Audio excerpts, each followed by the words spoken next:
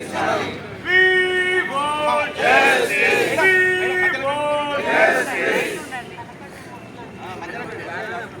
Advocate सपना अमर रहे, अमर रहे।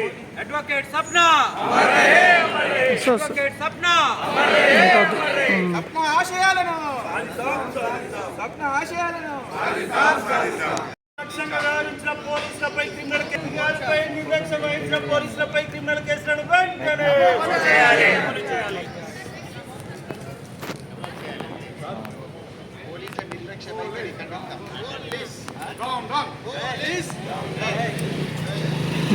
పోలీసుల నిర్లక్ష్య వైఖరి, పోలీసుల నిర్లక్ష్య వైఖరి.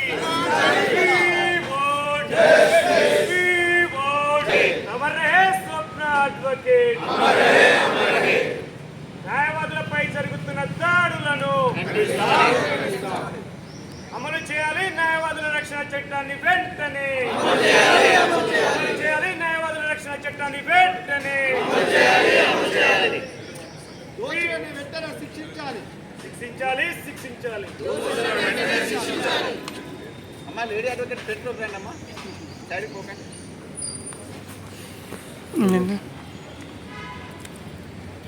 మాట్లాడు మైకి ఇవ్వనా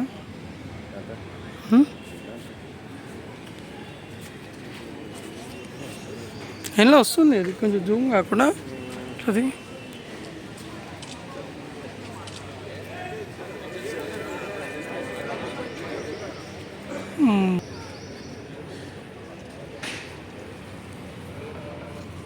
सपना सपना सपना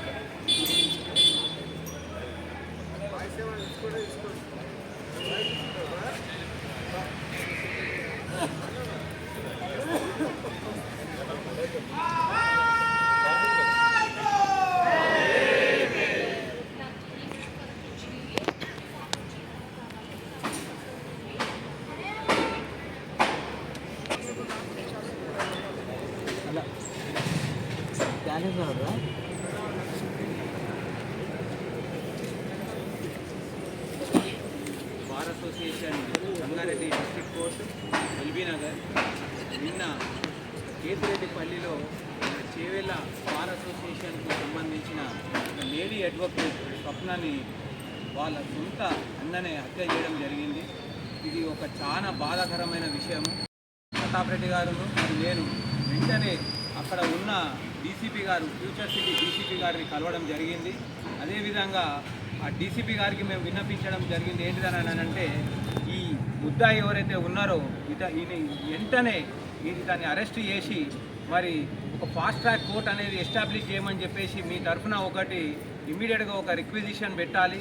అదేవిధంగా ఇతనికి ఎవరు వచ్చినా కానీ కూడా బెయిల్ కానీ ఏది కానీ మంజూరు చేయొద్దని చెప్పేసి మేము కోరడం జరిగింది.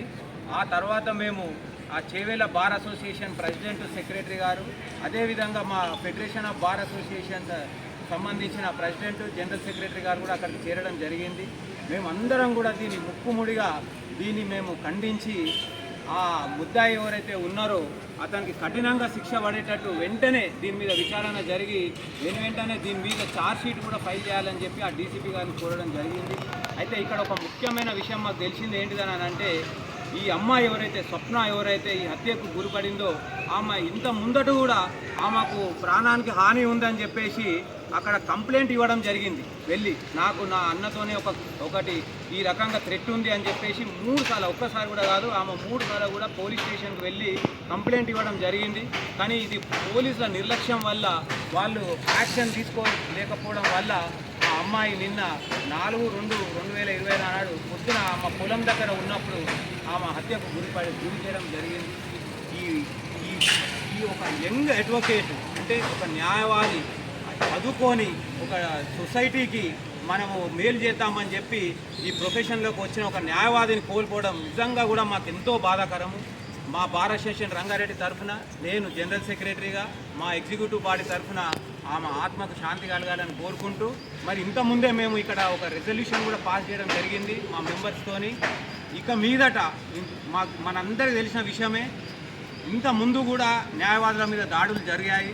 పెద్దపల్లిలో వామన్ రావు దంపతుల మీద ఒక 2 నెలల క్రితమే బాపు ఇజ్రాయెల్ అనే అడ్వకేట్ గారిని మీద కూడా ఎల్బీ నగర్లో దాడి చేయడం జరిగింది. ఇప్పుడు ఈ స్వప్న గారు.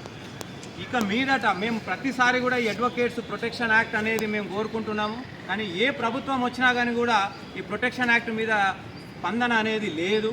కాబట్టి ఇప్పుడు మేము తీర్మానం చేసింది ఏంటిదని అంటే, ఇక్కడ నుంచి ఇవాళ 5వ తారీఖు, ఇక్కడ నుంచి 2 వారాల లోపల భారీ ఎత్తున తెలంగాణ వ్యాప్తంగా అన్ని న్యాయవాదులతో ఒక మీటింగ్ పెట్టి ఈ ప్రభుత్వానికి మేము స్పష్టంగా చెప్పదలుచుకున్నది ఏంటిదని అంటే, వెంటనే ఈ ప్రొటెక్షన్ యాక్ట్ మీద బిల్లు కనుక రాకపోతే ఈ ఉద్యమాన్ని ఇంకా తీవ్రంగా చేసి ఆ ప్రొటెక్షన్ యాక్ట్ తెచ్చుకుంటామని చెప్పి నేను అందరికీ కూడా తెలియజేస్తున్నాను. చనిపోయిన మా సోదరి న్యాయమణి స్వప్న గారి ఆత్మకు మరొకసారి శాంతి కలగాలని కోరుకుంటూ నాకు ఈ అవకాశం ఇచ్చిన మీడియా మిత్రులకు అందరికీ కూడా కృతజ్ఞతలు తెలుపుకుంటాను.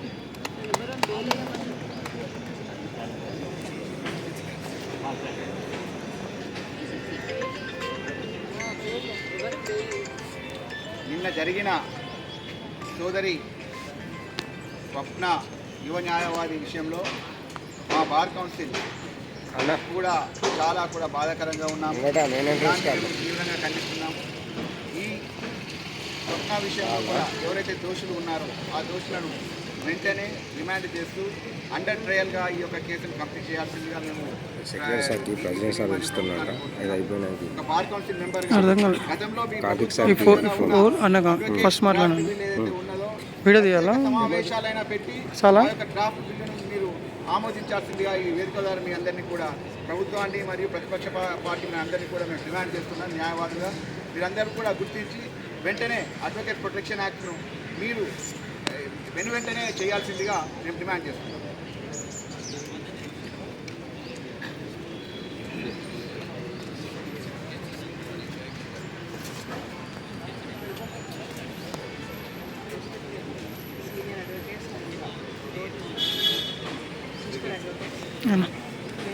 మాకు చేయండి భారతదేశంలో స్వప్న చనిపోయిందని మాకు తెలియగానే ఎగ్జిక్యూటివ్ బాడీ మేము లేడీ రిప్రజెంటేటివ్ రంగారెడ్డి తెలియగానే మేమందరం ప్రెజెంటేషన్ చేసి మా బాడీ మొత్తం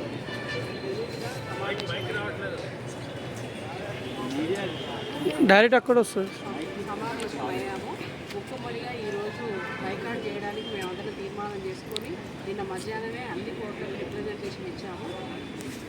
ఈ సంఘటన ఇప్పటికీ 3 టైమ్స్ మేము ఎలక్షన్స్ ముందు 10 months బ్యాక్ మన ఇజ్రాయెల్ సార్ పైన కూడా జరిగింది. అలాగే చాలామంది ఉన్నారు. అందరం కలిసి ముఖ్యమడిగా చేద్దాము. దీన్ని గవర్నమెంట్ దృష్టికి తీసుకెళ్ళాము. ఏదైతే డ్రాఫ్ట్ ఉందో ఇప్పటి వరకు మన ఎమ్మెల్యే గారు వచ్చారు, మన రామచంద్రరావు సార్ వచ్చారు, వీళ్ళంతా చెప్తారు ఖచ్చితంగా చేద్దాం. అందరం ముందుండి 2 వారాలలో ఈ రెవల్యూషన్ గవర్నమెంట్ దగ్గరికి పోవాలి, అందరం చేద్దామని నేను భారతదేశంలో